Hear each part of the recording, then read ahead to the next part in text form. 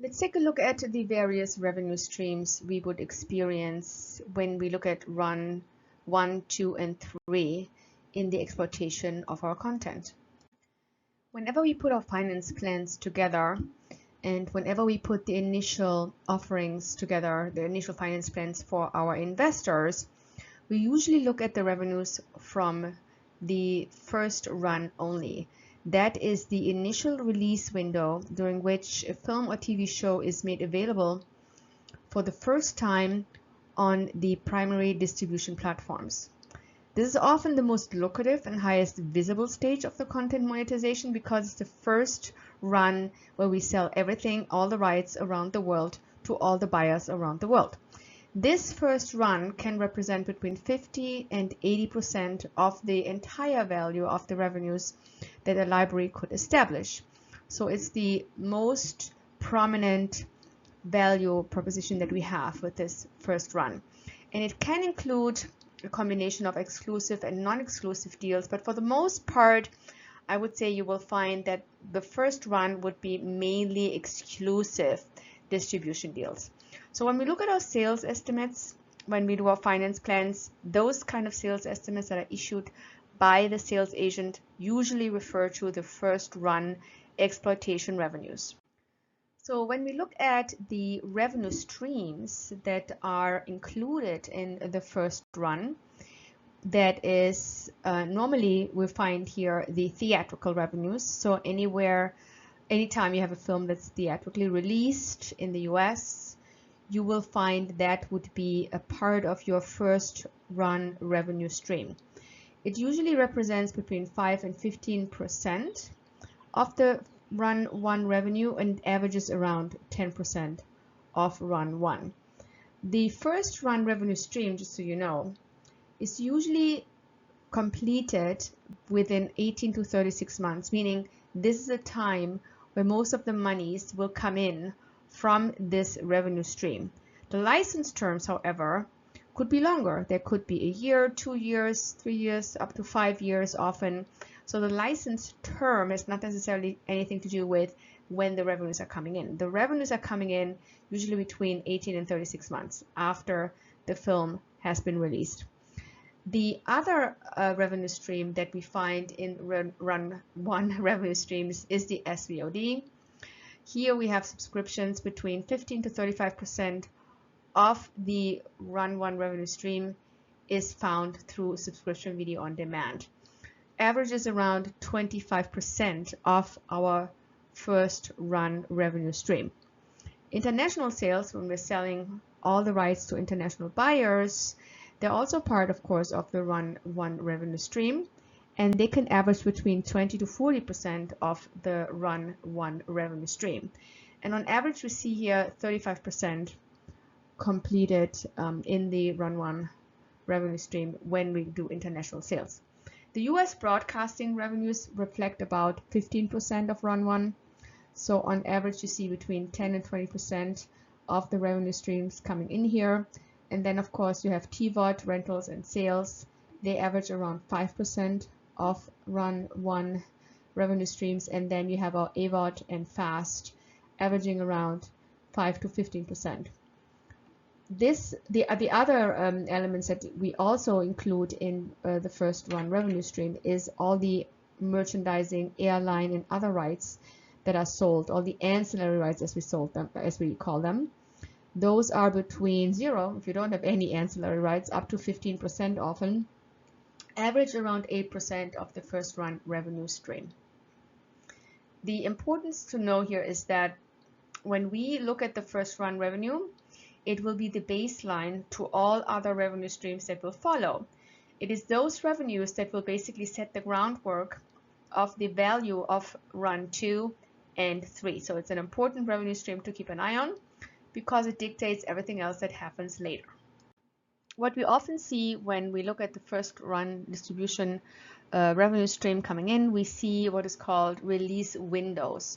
Now, they're not always as clean as we see them here. Some of them melting, some of them fall together. But as a regular rule, you can really look at these kind of steps in terms of how is the content being released on what distribution platform. So we start with theatrical release, usually 17 to 90 days after the film is out, and also combined with the PVOD and AVOD that start around 17 days after the film has been released. So there is often a kind of a simultaneous release happening here between the streaming and theatrical release that goes out with a new movie. Next in line would be premium video on demand, which is an early digital rental. You can buy the movie usually between $19.99 and $29.99 as a rental. And that usually happens about 2 to 4 weeks or 7 to 30 days after the theatrical release of the film has been started. The next release window would be home entertainment. We don't really have that as much anymore, but there are certain areas in the world or certain stores like Walmart or Target where these videos are still having value, but in terms of when they are being released, they're usually not going to be available between 30 to 90 days after the theatrical release has been done, and they're usually out for about 3 to 6 months. So that will be the third phase of the release window that we'll see. And then fourth, we see the pay TV window for the SVOD or premium cables around 3 to 6 months after the theatrical release, usually goes on for about 12 to 18 months. So that will happen after home video is done, but usually it's not actually rare that you can find a lapping over, meaning a melting over of these two release windows, that they kind of fall together. So the theatrical release and the streaming sometimes fall together, the home video and the pay TV sometimes fall together. So it really depends on the content. It also depends on what the studio is doing in regards to the release campaign and what they feel is best for the movie. Last, here on this slide, we have the broadcast, the classic cable, where we see between 18 and 36 months after the theatrical release, the film coming out for about 1 to 2 years. And next in line, we have international distribution.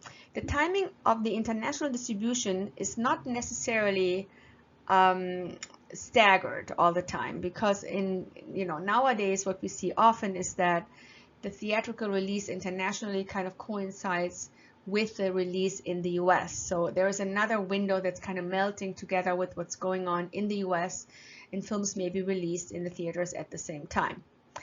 Syndication happens about 24 to 48 months after the initial release of the film, and it's kind of open-ended. This could be a long-term deal. It could be for 2 years, 5 years, longer. It could be a revenue share deal, exclusive, non-exclusive.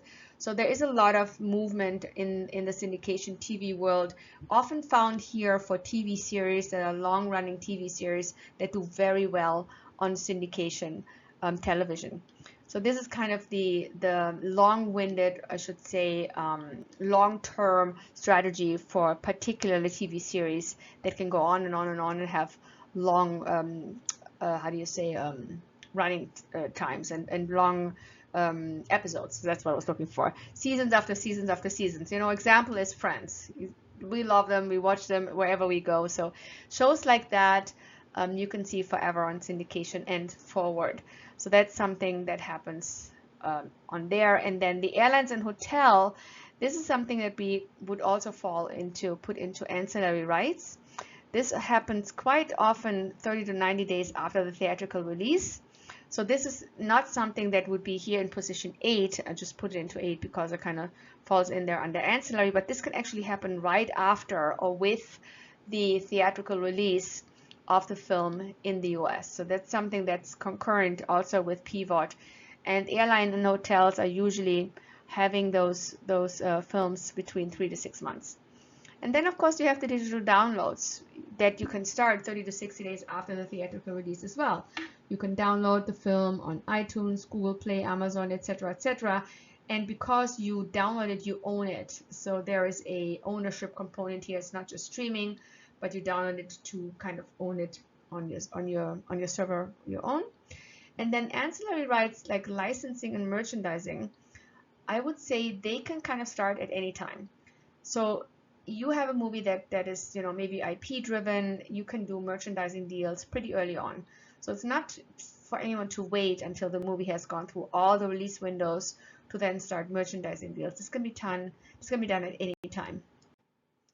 So let's take a look at the timing here again as a summary. Timing for the release period run 1 would be up to 36 months after the delivery of the film. This is the first cycle of rights licensing theatrical, TV premieres, SVOD, TVOD, pre-sales, and is often fast monetized between the platforms. This is the first licensing that we're selling. It's the first deals that we're making with our buyers. It represents about 60 to 90% of our revenue for a particular film or TV show. The run 2 is about 3 to 6 years after the film has been released. Here we are doing second-tier rights, non-exclusive and exclusive streaming. We can do AVOD and fast syndication, secondary TV, and sales. So this is the second run after the first run is kind of done and the movie comes back to us. Sometimes the movie can come back to us earlier. If you do a first run deal with a buyer, let's say in France, and they only buy the movie for 2 years, you can actually sell the movie already after 2 years to another French buyer, and that would be considered a second run.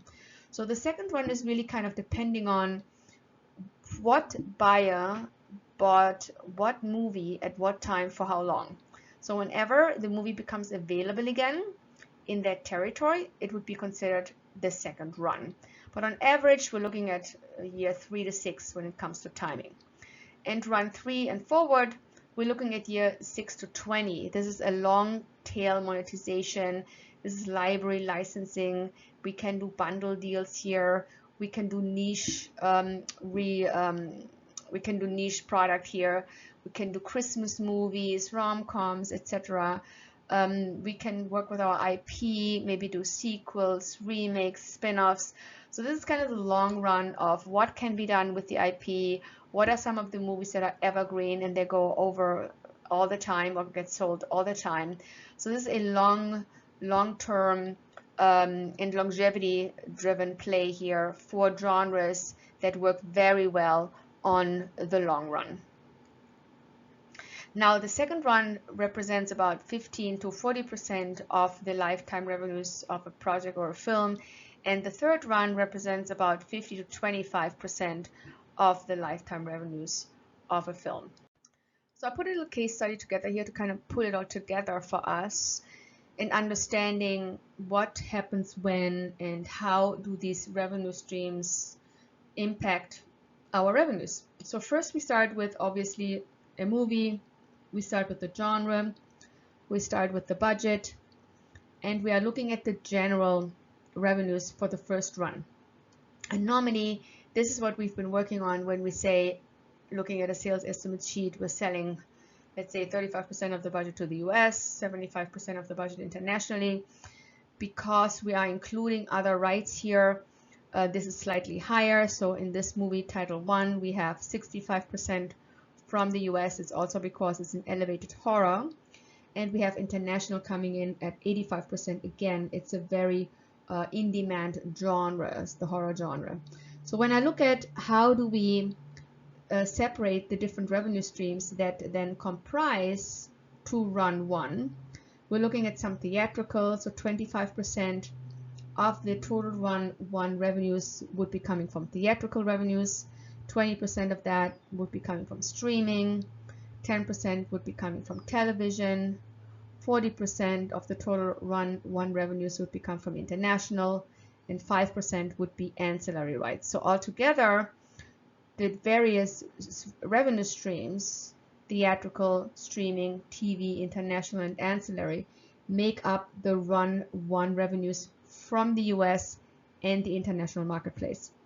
So for the second title here, this is a thriller, budget is at 5 million. The US rights distribution revenues are slightly lower than with our horror movie. We had 45% of the budget coming from the US. We are still at 85% from international because this is also a genre that is very much in demand worldwide. And when we're looking at how are the revenues, how are they comprised, they're very similar to our elevated horror because the exploitation path for this movie is similar to how we would sell an elevated horror movie, unless it's an R-rated horror movie, and then it's a different conversation. But in this case, the genres are very close, and that is why the revenue streams that comprise our run one are very similar. We have 3 more movies here. We have our third title, an action thriller at $7.5 million. US revenues here are going to be, or will be, 45% of the budget. The international, because it's an action thriller, are slightly higher at 95% of the budget.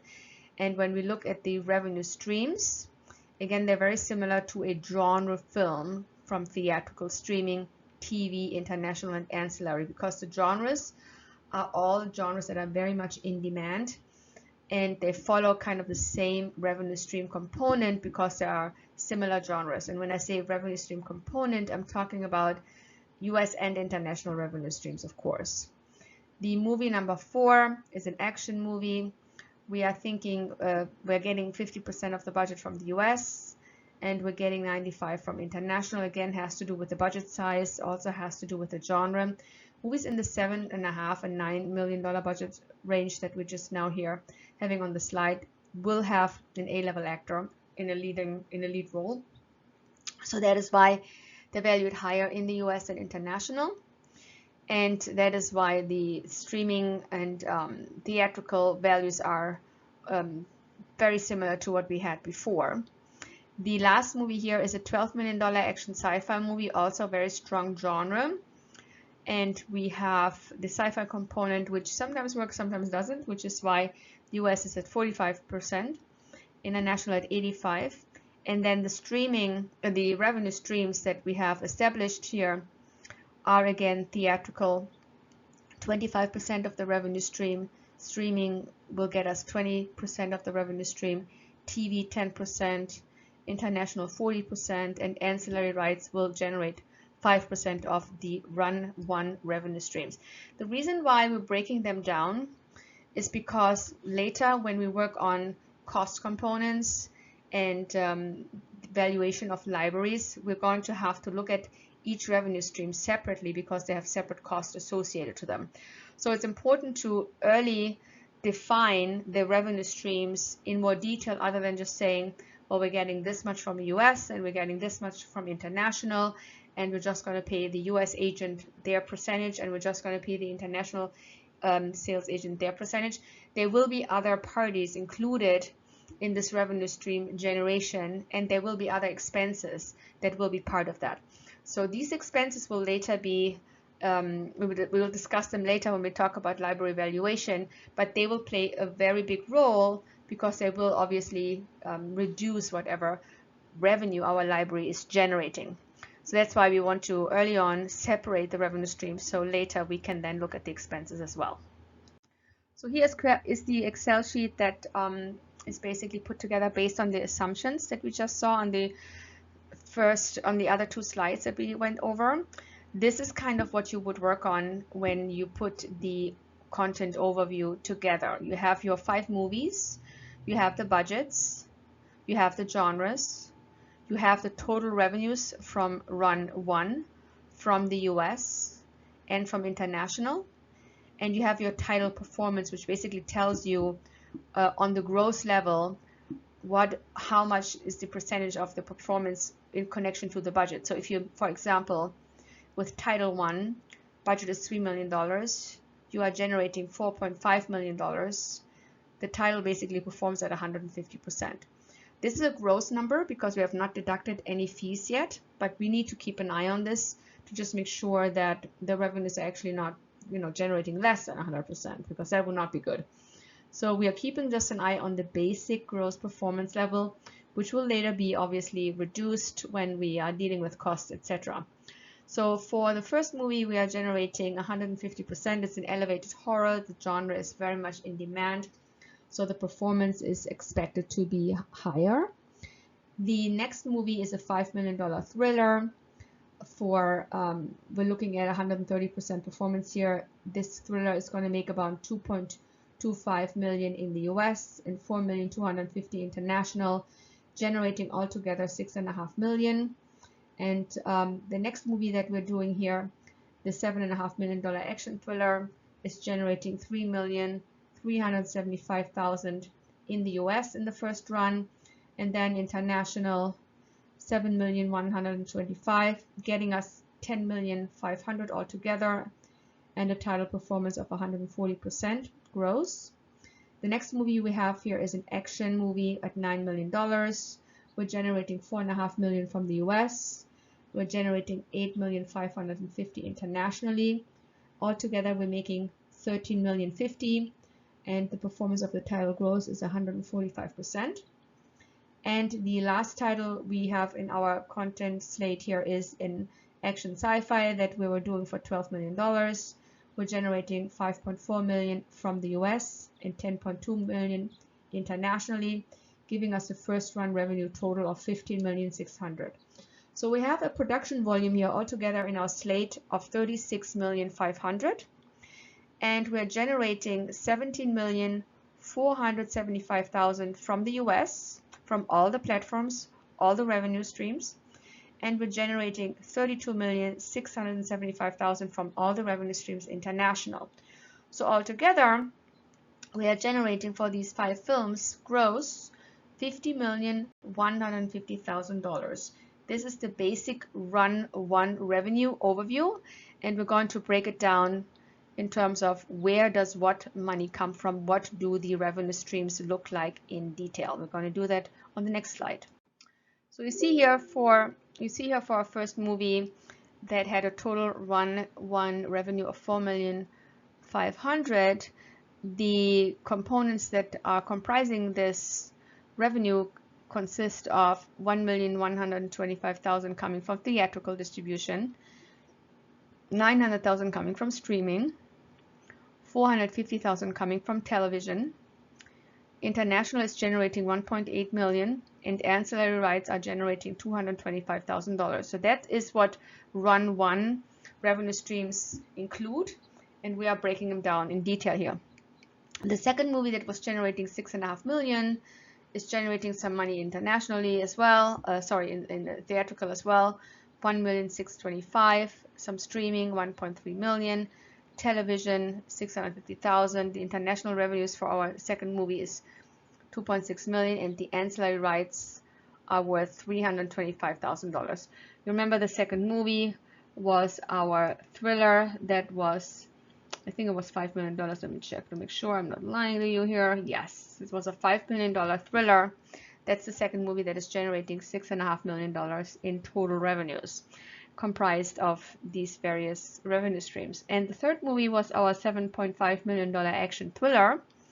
We're generating a total of $10,500,000 in the first run, and that is coming from $2,625,000 theatrical revenues, $2.1 million streaming revenues, $1,050,000 television revenues, $4.2 million international revenues, and $525,000 ancillary right revenues. So this first run has all these various revenue streams comprising to get us $10,500,000. And for our action title, that was $9 million, we generated $13,50,000 through theatrical, streaming, TV, international, and ancillary. And our last movie, the sci-fi $12 million action, gets us $3.9 million from theatrical, $3,120,000 from streaming, $1,560,000 from television, $6,240,000 from international, and $780,000 from the ancillary rights revenue. So altogether, we're still looking at $50,150,000 for all the run 1 revenues, and our total performance on these 5 movies shows 137% on average. So we want to keep an eye on that too, making sure that the slate performance is still valuable and the slate performance makes sense. That is why we always want to sum everything up in the end and see how much money are we making in connection with how much money are we spending. Obviously, we're not spending the entire production volume because we have finance plans that we deal with, and we're not putting the entire production budget up in equity, which would not be good. But we still need to make sure that on the surface, the movies on the gross level have a strong performance denominator here. So when we look at how does run 2 and 3 relate to run 1, we're seeing that run 1, which is the initial exploitation for theatrical, streaming, international sales, and ancillary, would represent our baseline. So that is basically the 100% baseline. So when we're looking at how do we calculate run 2, we are saying the second window licensing to broadcasting could be exclusive or non-exclusive, SVOD, AVOD, FAST, pay TV, and syndication. Those numbers for run 2 would be 30 to 80% of what we have generated in run 1. The difference is fairly big, of course, because it has to do with every movie and how does every movie perform. But on average, you will see statistically between 30 to 80% of run 2 revenues are basically 30 to 80% of run 1. So run 1 is important. That is something we always want to keep an eye on because that is what generates revenues for the next run. That is then generating our next cycle of distribution income. Run 3 is also looking at run 1 as a baseline. Now here we're talking about long tail monetizations, we're talking about library revenues, we're talking about relicensing of the content we have in our library, we're talking about syndication, we're talking about maybe some DVD reissues that we're doing, maybe some more airline and hotel rights. So we're looking at 10 to 40% of distribution revenues in connection with run 1. So run 3, if you want to make a projection what your library is worth and how you want to generate value, you would say my run 3 is going to be between 10 to 40% of run 1. My run 2 is going to be 30 to 80% of my run 1. And my run 1 is my baseline. That is what I'm generating with my movies first. And that's what drives the value of this content that I'm creating here in my slate. So when I'm looking specifically at the movies and how much money they're making, I'm looking at my first run, and then I would say, okay, what the first run was on every movie is going to be dictating what run 2 and run 3 is. Now in this situation, I'm starting with percentages. What is the actual value of run 2 and 3? And when I'm doing my Excel sheet, that value will be translated obviously in dollars. But for the first title here, our elevated horror, I believe that I can do 65% of run 1, that I can generate that, and I would do 25% of in the second run, and then for the third one I will do 25% of run 1 for the third run. The reason why this might look lower is if I would have an elevated horror that's an R-rated horror, sometimes the run 2 and 3 go down. If I have an elevated horror that becomes like a cult thing or is a specifically successful horror movie, these run 2 and 3 could go up quite a bit. So I'm kind of keeping it in the middle here, and so that we have I should say somewhat conservative numbers, or numbers that we can all live with and don't have to be totally crazy about. So we're looking at, for our first title here, run 2 and run 3 being in the 25 to 65% rate. For the title number 2, we're looking at run 2 to basically be 60% of run 1, and we're looking at run 3 to be 30% of run 1. For title number 3, we're looking at run 2 to be 70% of run 1, and 20% would be the revenues of run 3 in connection with run 1. Here we have an action thriller with an A-level cast member probably, which is why run 2 still has a pretty high value. The fourth title is an action movie. We're looking at 65% of the first run coming to us for the second run, and we're looking at 25% for the third one coming to us, 25% of the first run. And the same again with the last title. We're looking at the second run generating 70% of the first run and 20% in run 3 of the first run. So what does it look like actually in our Excel sheet? Because this is all very theoretical, but let's look at the numbers. This makes it a lot clearer here. We're seeing that our horror, who we have generated $4.5 million with, is now generating a total of $8.5 million, including run 2 and 3. So 8,550,000 is what we are generating for a $3 million movie through these 3 runs. Our thriller, that was a $5 million budget that we had generated $6.5 million in the first run with, is now total generating $12,350,000 in connection with the $5 million budget. The title number 3, which was $7.5 million, which we generated $10.5 million with in run 1, is now generating a total of $19,950,000 if we're considering the other 2 runs as well. The action movie, that was $9 million and we generated $13,050,000 in the first run, now looks at $24,795,000 for all 3 runs. And the last title we have is our sci-fi at $12 million, where we generated $15.6 million, is generating a total of $29,640,000. So altogether, with our production volume of $36,500,000, we're generating $95,285,000 in revenues from 3 exploitation runs, the first, second, and third run. This will help us later to figure out how do we evaluate our library. So looking at the content library, we are looking at the 3 runs. We can look at them separately, we can look at them all together. It depends on when we are actually selling the library. Are we selling it after we're done with run 1? Okay, then we were looking at a multiple of 3 to 5 times of the revenues that we have received, meaning revenues after cost, of course. But this is kind of a likely multiple that is a very basic average, just to give you a range of what is possible.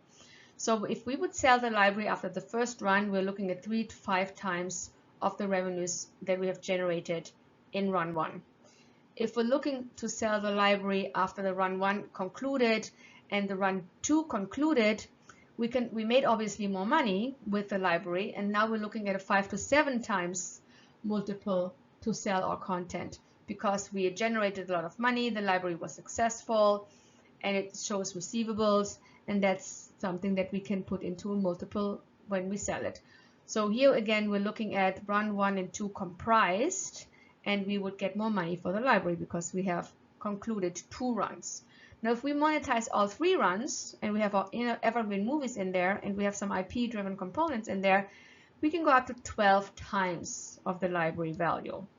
So these are very, I should say, basic range numbers that are very much driven by what the content is. So this is not something that you can just set in stone and saying this is going to work no matter what movies I do, no matter what content I have in the library. That would be very wrong, not advisable. It really comes down to making movies and putting things in the content that performs well in the first run, because that gives you an indication if you have something that travels well, if you have something that is globally successful. And if that is the case, yes, you can likely achieve EBITDAs and revenues in this range. But if you're not selling very well in the first run, indicator already then is there that this particular movie is not going to do well in the second run and the third run either. Now, the advantage with a slate is that you can have a movie that's not doing so well, you can have another movie that's doing okay, and then you have another movie that's doing really well. In the end of the day, it all comes down to how is the entire slate performing, and that will then dictate what the library value would be.